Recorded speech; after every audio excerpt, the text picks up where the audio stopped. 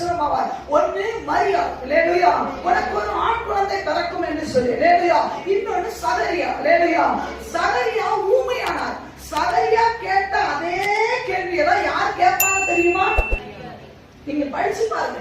சகரியா கேட்பார், இது எப்படி ஆகும், நான் வயசாயிட்டேன். மரியா கேட்பாங்க, இது எப்படி ஆகும், நான் கன்னியா இருக்கேன், எனக்கு கல்யாணம் ஆகல. இல்லையா?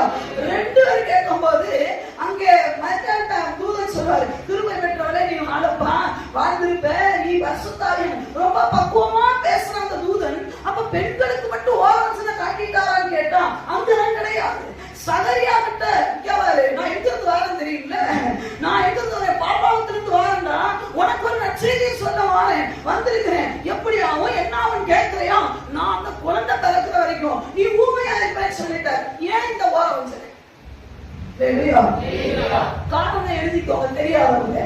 இதுவரைக்கும் வேதத்துல ஒரு கன்னி கர்ப்பவதியாகி குழந்தை பெற்ற சரித்திரமே இல்லை. சோ மரியா கேட்ட கேள்வி சரியான கேள்வி. எனக்கு நான் கன்னியா இருக்கேன், திருமணமாக எனக்கு. ஆனா வயது முதிர்ந்த ஒரு ஆளுக்கு குழந்தை பிறந்தது சாத்தியம். யார் எக்ஸாம்பிள் சொல்லுங்க?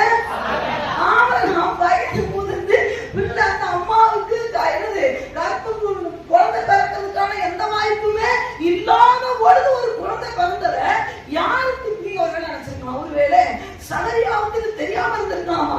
சகரியாவுன்னு ஒன்ன பாரு என்ன மாதிரி விசுவாசி அல்ல, அவர் ஒரு ஆசாரிய ஊழியர் செய்யறவர். அவருக்கு ஆவணாவை பத்தி தெரியாம இருக்க வாய்ப்பே கிடையாது.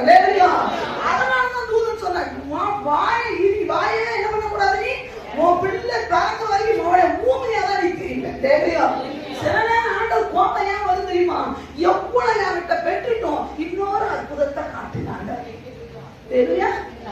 தெரியா சொல்லுங்க. அப்ப பெற்ற அற்புதம்னா என்னாச்சுப்பா?